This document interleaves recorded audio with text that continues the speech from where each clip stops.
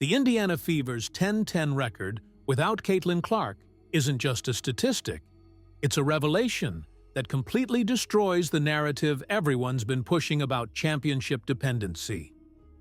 While content creators spread fictional reunion stories, I've been following the digital breadcrumbs through verified ESPN data, actual game footage, and the temperature of real WNBA conversations. What I discovered will fundamentally change how you view this team's ceiling. The story starts with a number that every analyst got wrong. The Fever aren't just surviving without Clark. They're revealing something deeper about modern championship construction that nobody wants to admit. Sophie Cunningham's 8.9 points per game as a starter tells only part of the story.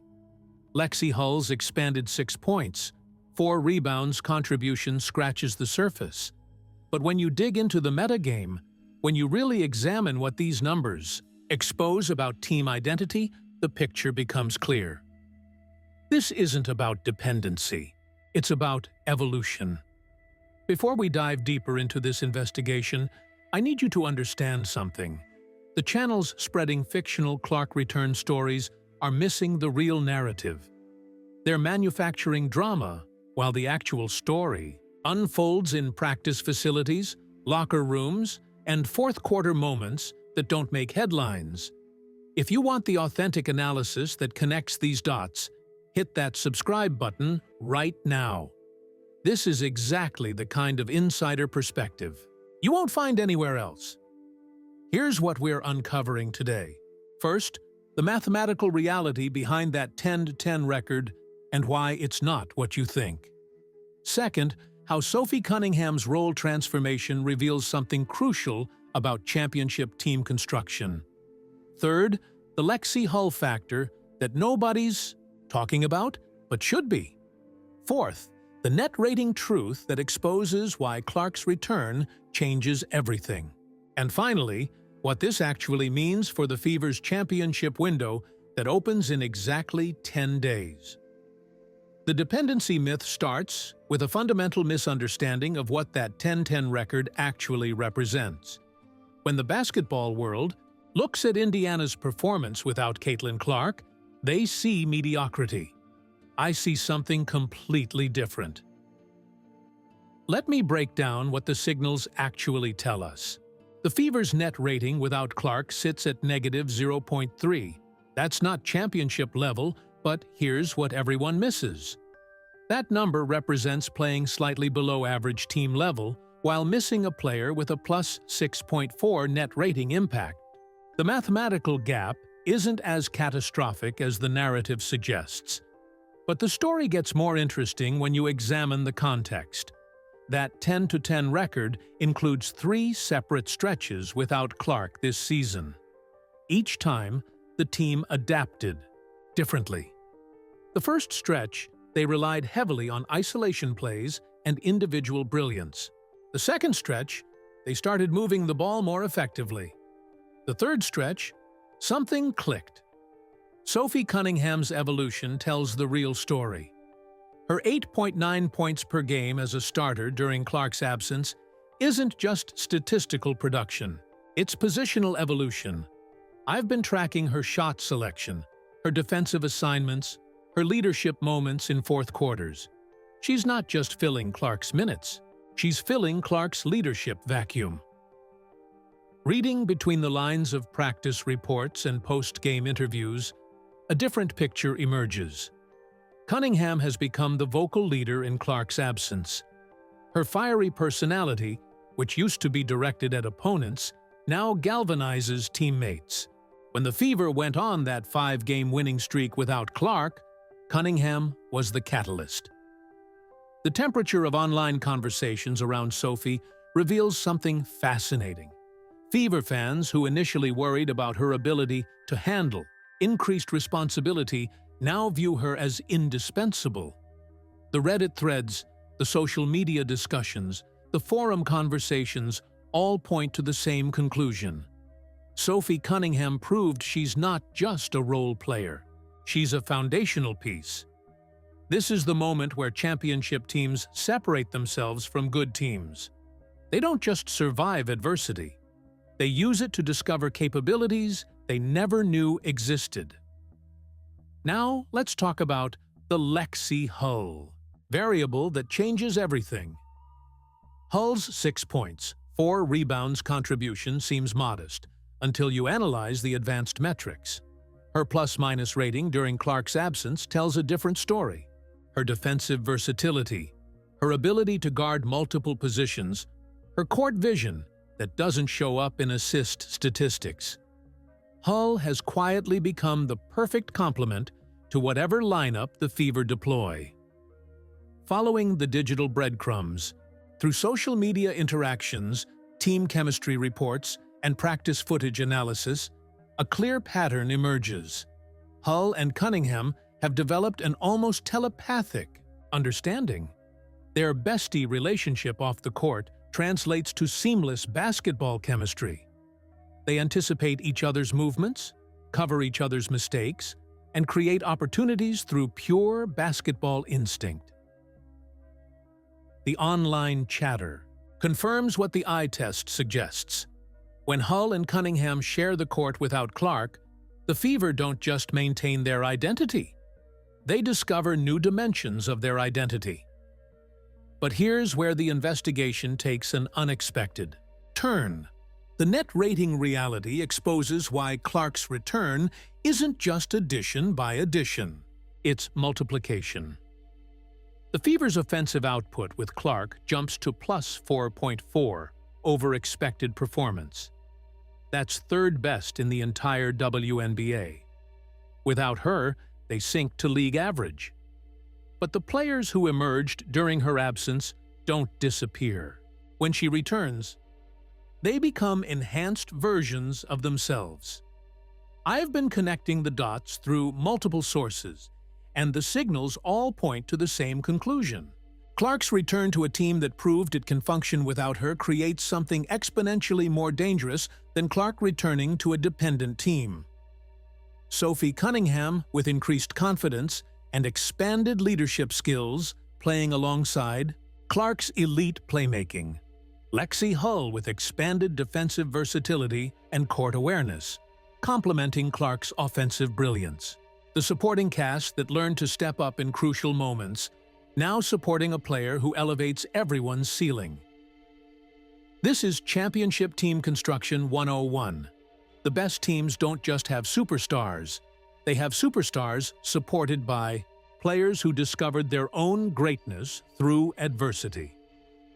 What the other channels won't tell you is that ESPN's August 26th return projection against Seattle Storm represents more than just Clark coming back. It represents a team reuniting with capabilities they didn't possess before her injury. The playoff implications become crystal clear when you examine the broader context. The Fever hold their playoff position at 18-16 not through luck or easy scheduling. They hold it through systematic improvement in areas that don't depend on individual brilliance. Their defensive communication improved. Their ball movement became more purposeful. Their fourth-quarter execution gained consistency. These aren't characteristics that disappear when Clark returns. These are foundation pieces that amplify Clark's impact. If you're still following the digital breadcrumbs with me, hit that like button. This is the kind of analysis that requires connecting multiple data points, and your engagement helps me continue this investigative work. The championship window timeline becomes fascinating. When you consider the broader WNBA landscape, every contender deals with injury adversity during the season. The teams that emerge stronger from adversity are the teams that make championship runs. Looking at historical precedents, examining championship team construction patterns, filtering through the noise of conventional wisdom, one truth emerges. The Fever's 10-10 record without Clark isn't evidence of dependency. It's evidence of championship DNA. Teams that can maintain competitive edge without their best player then get exponentially better when that player returns, are teams built for playoff success. The psychological edge of knowing they can win without Clark gives them fearlessness with Clark. But there's another layer to this investigation that most analysts completely miss. The role clarity that emerged during Clark's absence creates something powerful. Cunningham knows exactly who she is in this system. Hull understands her value proposition. The supporting cast has defined roles they can execute with confidence. When Clark returns, she's not returning to a team that was waiting for her to solve their problems. She's returning to a team that solved their own problems and now wants to solve everyone else's problems. The metagame implications extend beyond just this season. The confidence gained through adversity, the leadership development in multiple players, the systematic improvements in team basketball fundamentals. These are organizational assets that compound over time. Teams built this way don't just compete for championships. They create championship windows that stay open for multiple seasons. Reading the signals from practice reports, examining the temperature of locker room culture through verified sources, one conclusion becomes unavoidable. The Indiana Fever didn't just survive Caitlin Clark's absence.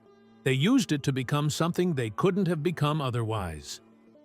The August 26th return date against Seattle Storm represents the convergence of individual brilliance and collective evolution.